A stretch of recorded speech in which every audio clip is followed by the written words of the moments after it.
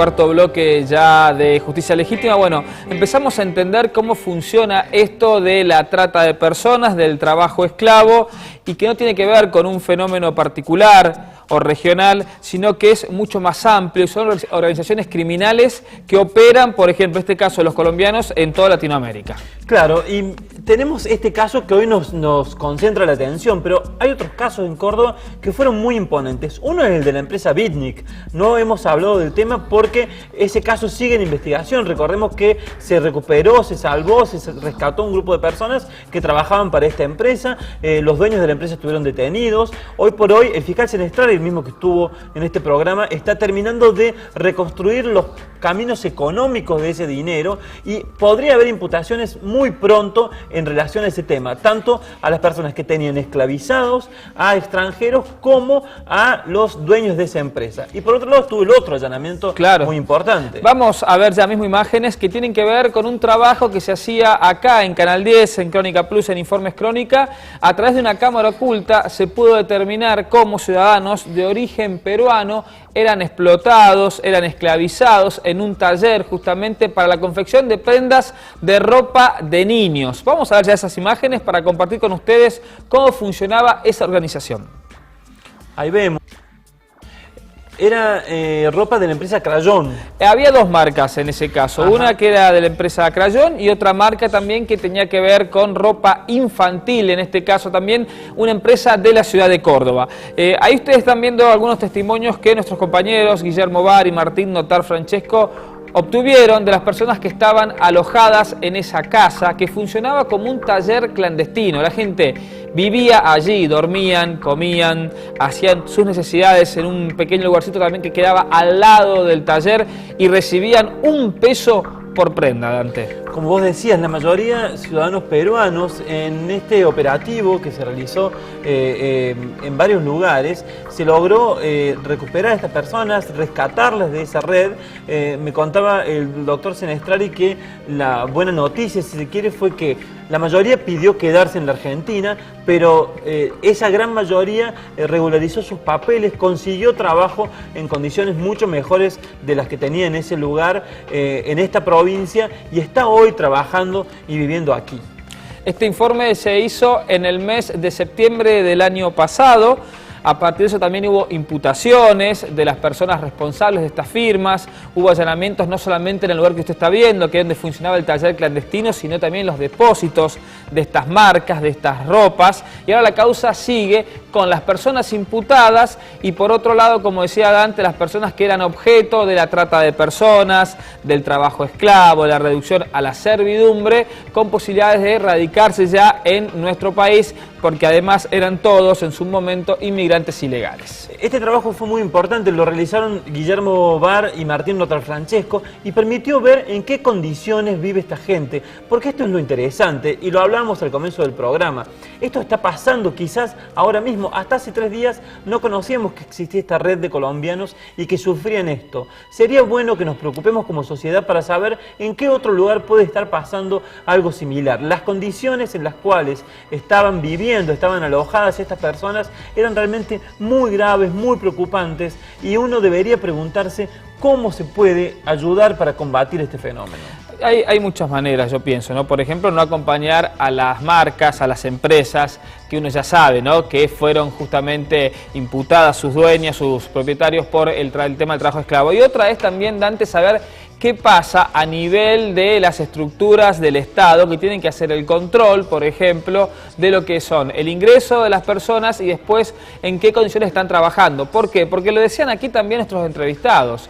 Estas organizaciones cuentan muchas veces con un paraguas de una red de corrupción que tienen montado para poder realizar sus actividades. Y nos decían, fuera de cámara, que ellos tenían el dato por algunas escuchas que esta organización de colombianos pagaba cerca de $5.000 a diversos miembros de policías provinciales. Un dato muy interesante que está ocurriendo ahora mismo, durante la jornada de hoy, el fiscal Senestrari consiguió información que le permitiría recuperar otra gran cantidad de dinero. Él habló de $300.000 encontrados en el techo de una habitación. Bueno, hoy se hicieron más allanamientos y se recuperó más dinero. Mientras estas personas vivían en la extrema pobreza, estos jefes de las estructuras criminales se enriquecían de manera brutal.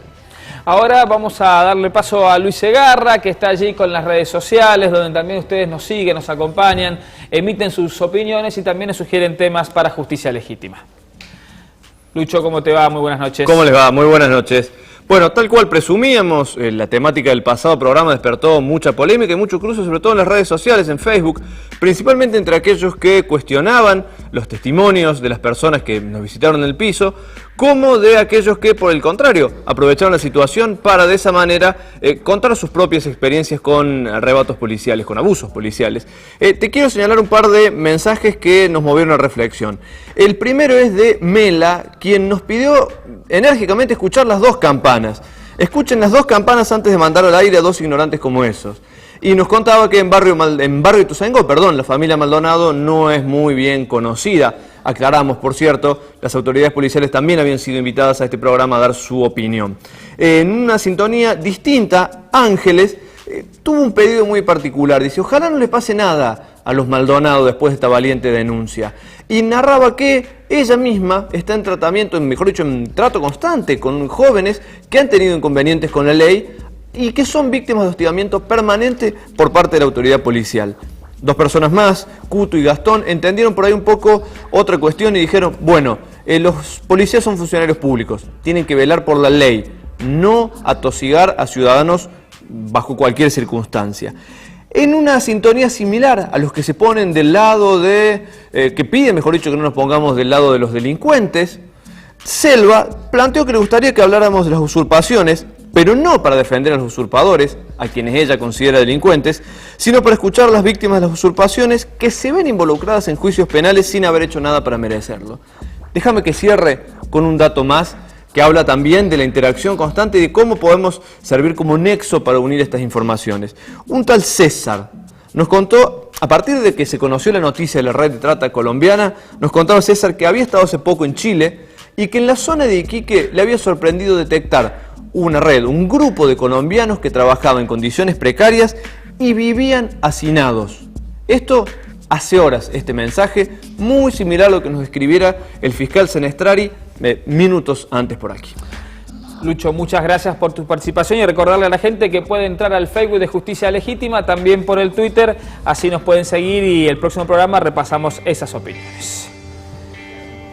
Dante, hay información sobre los ciudadanos colombianos de los que estábamos hablando, que fueron justamente liberados a partir de estos allanamientos que hubo estos días. Bueno, se habla de más de 200 ciudadanos colombianos que fueron traídos engañados y que fueron víctimas de trata de personas en la Argentina.